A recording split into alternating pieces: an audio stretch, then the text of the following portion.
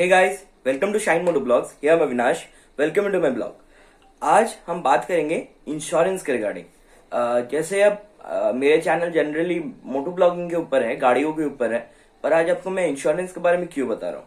इसीलिए बता रहा हूँ ताकि आपको एक अच्छा चॉइस मिल सके कि आप कैसे एक परफेक्ट इंश्योरेंस ले सकते हैं अपने लिए, अपनी गाड़ी के लिए हो या फिर अपने बाइक के लिए हो या फिर अपने स्कूटी के लिए हो या अपनी कार के लिए हो। कोई भी गाड़ी के लिए आप अगर इंश्योरेंस ले रहे हैं तो आपको कौन से अच्छी चीजों का ध्यान रखना चाहिए जिससे आपको क्लेम के समय अच्छा एडवांटेज मिल सके। जनरली हम इंश्योरेंस इसीलिए लेते हैं, नॉट फॉर दैट कि हमको पुलिस से बचना है। इंश्योरेंस जनरली इसीलिए ही होता है कि आपको जब आपकी गाड़ी कहीं ठुक जाती है, कोई मिस हैपनिंग हो जाता है आपकी गाड़ी के साथ, तो आपको एक अच्छा सेटलमेंट रेशियो मिल सके। तो बहुत सारे कंपनी, जैसे आप हो गए थर्ड पार्टी कंपनीज होती हैं, मैं किसी का नाम नहीं लूंगा, बहुत सारे एप्लीकेशंस हैं जो आपको प्रोवाइड करती हैं अच्छी सर्विसेज, कहती है मैं सबसे सस्ता इंश्योरेंस आपको करके दूंगा। तो हमें सस्ते के पीछे नहीं जाना है। यस, अफोर्डेबिलिटी हमें देखनी है, पर सस्ते के पीछे नहीं जाना है। हमें देखना है उसके अंदर हमें मिल क्या क्या रहा है। जनरली हम जब मोबाइल खरीदने जाते हैं, वैसे एंड्रॉइड मोबाइल 4G मोबाइल 5,000 से स्टार्ट हो जाते हैं। उसका मतलब ये नहीं कि हर कोई 5,000 का सेगमेंट में ही जाता है। लोग लाख लाख रुपए के मोबाइल भी खरीदते हैं या फिर कोई हजारों में भी खरीदता है, कोई 10,000, 15,000, 20,000, 25,000 का बजट लेकर भी चलता है। तो आज उसी टॉपिक पे बात करते हैं। जब हम इंश्योरेंस ले जाते हैं तब हम उसका अमाउंट, उसका प्रीमियम नहीं देखेंगे, हम देखेंगे उसमें हमें मिल क्या क्या रहा है। तो पहला चीज होता है आईडीवी, जिसको बोलते हैं आईडीवी वैल्यू। आपका इसमें मैटर करता है कि आपका गाड़ी का वैल्यू कितना है, वो गाड़ी का आईडीवी वैल्यू वो कितना देता है। सोचिए आपने एक 5 लाख या 7 लाख की गाड़ी ली है और उसमें उसने आईडीवी वैल्यू 5 लाख रुपए या 6 लाख रुपए दी है, तो मतलब आप इंश्योरेंस कंपनी से 6 लाख रुपए तक ले सकते हैं, उससे ज्यादा नहीं। अगर कोई कंपनी आपको 2 लाख रुपए के आईडीवी वैल्यू में 15,000 का इंश्योरेंस, वही एचडीएफसी, अर्गो या फिर कोई लिबर्टी या समथिंग कोई अदर कंपनीज होगा, किसी को मैं प्रमोट नहीं कर रहा हूं, पर कोई और कंपनी, फलाना कंपनी हो गई, उसका 13,000 रुपए प्रीमियम है और आपको 7,000 में मिल रहा है किसी एप्लीकेशन में, तो आप उसका आईडीवी वैल्यू चेक कीजिए। तो हमेशा मैं आपको सजेस्ट करता हूं कि आईडीवी वैल्यू हमेशा देखिए, क्योंकि जब आप क्लेम लेने जाओगे तब अगर 2 लाख का आईडीवी वैल्यू होगा और आपकी गाड़ी में 3 लाख का लॉस हो गया तो वो 1 लाख रुपए आपके पॉकेट से पड़ेगा। सेकंड आ जाते हैं अपने प्रीमियम के ऊपर। प्रीमियम और भी बहुत सारी चीज के ऊपर मैटर करती है, जैसे आपका पिछला रेशियो कैसा है। आपने अगर पहली बार गाड़ी ली है तब तो थोड़ा सा प्रीमियम आपको थोड़ा ज्यादा पड़ता ही पड़ता है, पर अगर सोचिए आपका क्लेम नहीं हुआ तो आपको नेक्स्ट ईयर में भी कुछ बोनस मिलता है, जिसे हम लोग कहते हैं एनसीबी। ये एनसीबी वो नहीं है, चिंता मत कीजिएगा, नार्कोटिक ब्यूरो नहीं है, ये एनसीबी है, no claim bonus. No claim bonus क्या होता है? हर इंश्योरेंस में मिलता है। अगर आपके पास गाड़ी है और आपने उसमें क्लेम नहीं लिया है, तो उसमें सोचिए आपने पहला साल नहीं लिया, दूसरा साल नहीं लिया, तीसरा साल भी नहीं हुआ आपका क्लेम, तो एक समय के बाद वो आपको अप टू 60-70% तक का भी डिस्काउंट देते हैं बहुत सारे कंपनीज। तो वो discount company to company vary करता है। अब आ जाते हैं थर्ड पॉइंट पे, जो मोस्ट इंपॉर्टेंट है कि कंपनी, देखिएगा आप क्लेम सेटलमेंट रेशियो कैसा है। बहुत सारी कंपनी क्या होती है, उसमें टर्म्स एंड कंडीशन रख देती है। आपको कांच के लिए नहीं मिलेगा, फाइबर्स के लिए नहीं मिलेगा, आपको कुछ इंजन में ये फलाना फलाना चीजें हैं जिनके लिए आपको नहीं मिलेगा। तो आप उस चीज को भी रिकॉल कीजिए। अगर किसी एजेंट से करवाते हैं, शोरूम से करवाते हैं, तो उनसे भी एक बार कंफर्म कीजिए कि मेरे को किस किस चीज पे क्लेम मिल रहा है। फाइबर पे क्लेम होगा, प्लास्टिक पे क्लेम होगा, ग्लास पे क्लेम होगा, बॉडी पे क्लेम होगा, इंटरनल बॉडी पार्ट्स पे क्लेम होगा, इलेक्ट्रॉनिक्स पार्ट पे क्लेम होगा या नहीं होगा। ये सारे चीज रिव्यू करवाइए, उसके बाद ही इंश्योरेंस लीजिए। भले आपको 2-3 हजार रुपए ज्यादा पड़ जाए, पर आप याद रखिएगा जब आपको उसकी सख्त जरूरत होगी ना, वो 3,000 रुपए आपको लाखों में कमिट करवाएगा।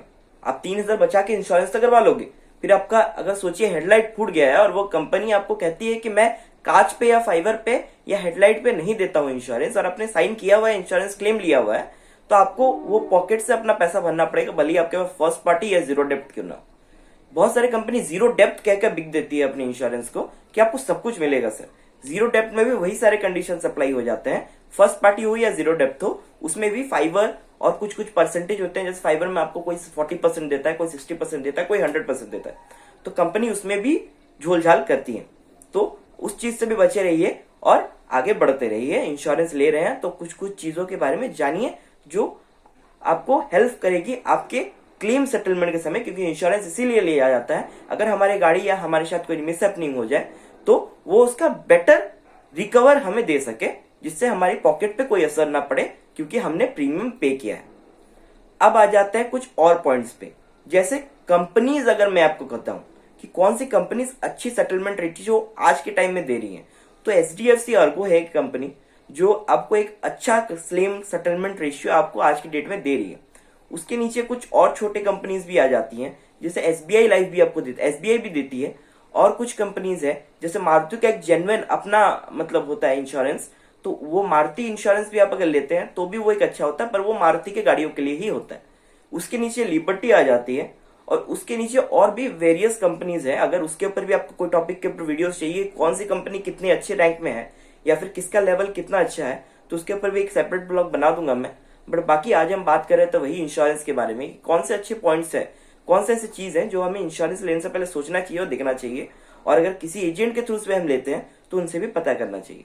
और हमेशा आप अपना अच्छा ध्यान रखिए, कोई चीज लेते हैं, कहीं पे स्पेंड करते हैं, कुछ पैसे लगा रहे हैं, तो उसके प्रॉपर डिटेल्स लीजिए। कोई कह देता है उसके बात में मत जाइए, खुद सर्च कीजिए, कहिए ये कहाँ लिखा हुआ है मुझे पेपर में दिखाइए, उसके बाद इंश्योरेंस लीजिए।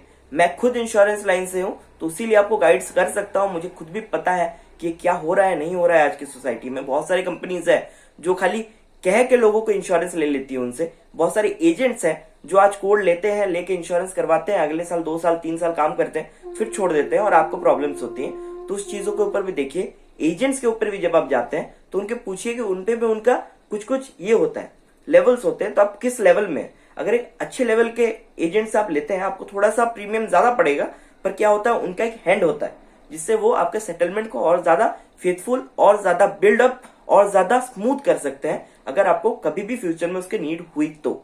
मैं कभी नहीं कहता हूं कि इंश्योरेंस ले रहे हैं तो आपकी गाड़ी ठुक जाए, पर अगर हाँ कभी कोई मिस हैपनिंग हो जाए, उसी के लिए ही इंश्योरेंस होता है। और आप प्रीमियम देख के इंश्योरेंस मत लीजिए। ये सारे गाइडलाइन जो मैंने आपको बताए, जो पॉइंट्स आपको बताए, ये सारी चीजों पे गौर कीजिए और इंश्योरेंस लीजिए। देखिए आपको एक सही समय पर मेरा इस वीडियो से काम आपको आएगा ही आएगा, और तब आके हो सके तो आप मेरे वीडियो को मतलब ये कीजिएगा, शेयर कीजिएगा, जो भी कर सकते हैं, मतलब सपोर्ट कर सकते हैं तो कीजिएगा। पर मैं जितना अच्छा इन्फॉर्मेशन आपको दे सकता हूँ उतना प्रोवाइड करूंगा।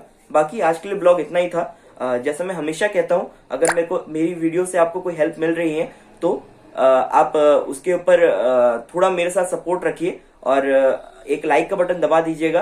अगर पहली बार चैनल में आ रहे हैं तो सब्सक्राइब भी जरूर कर लीजिएगा और बेल आइकन भी दबाइएगा, ताकि आपको मेरी लेटेस्ट वीडियो की अपडेट टाइम से पहले या फिर जैसे ही मैं अपलोड करता हूँ वैसे मिल जाए।